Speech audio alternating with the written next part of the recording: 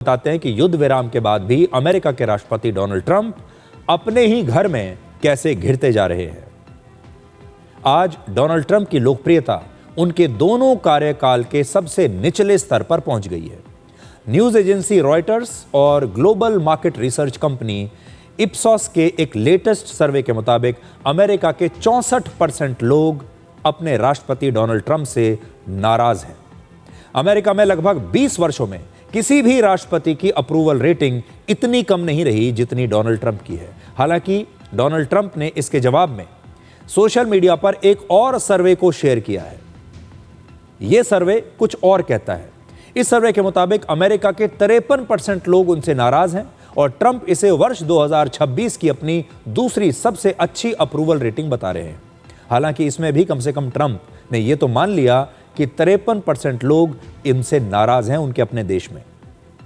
ये जो दूसरा सर्वे है, ये ब्रिटेन के एक अखबार डेली मेल और data research company JL partners ने मिलकर किया है। इन दोनों सर्वेज में ट्रंप की लोकप्रियता के आंकड़ों में लगभग 11% का बड़ा फर्क है, लेकिन दोनों ही ये जरूर बताते हैं कि अमेरिका के आधे से ज्यादा लोग ट्रंप से नाराज हैं।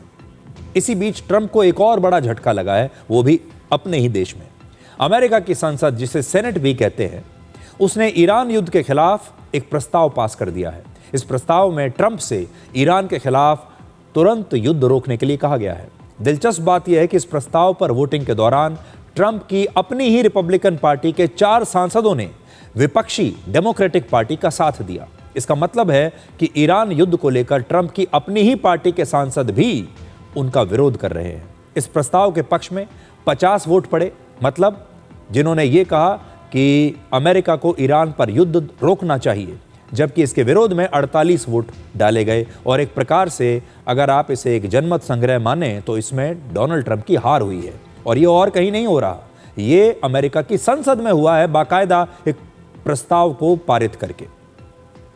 अमेरिका के विपक्षी नेता चाहते हैं कि कोई भी नया युद्ध शुरू करने का फैसला अब केवल राष्ट्रपति के हाथ में नहीं होना चाहिए, बल्कि अमेरिकी संसद की मंजूरी के बाद ही अब अमेरिका किसी दूसरे देश पर हमला कर पाए, क्योंकि उन्होंने देखा कि ट्रंप लगातार दूसरे देशों पर हमला कर रहे हैं। पहले वेनेजुएला पर किया, फिर ईरान पर किया, और इसलिए वो ये कहते हैं कि अब अकेले राष्ट्रपति की मर्जी से ये युद्ध ना तो शुरू होने चाहिए और ना खत्म होने चाहिए। इसके लिए हमारे देश में संसद है, और पहले संसद इस प्रस्ताव को पारित करेगी, तभी जाकर अमेरिका किसी दूसरे देश पर हमला कर पाएगा।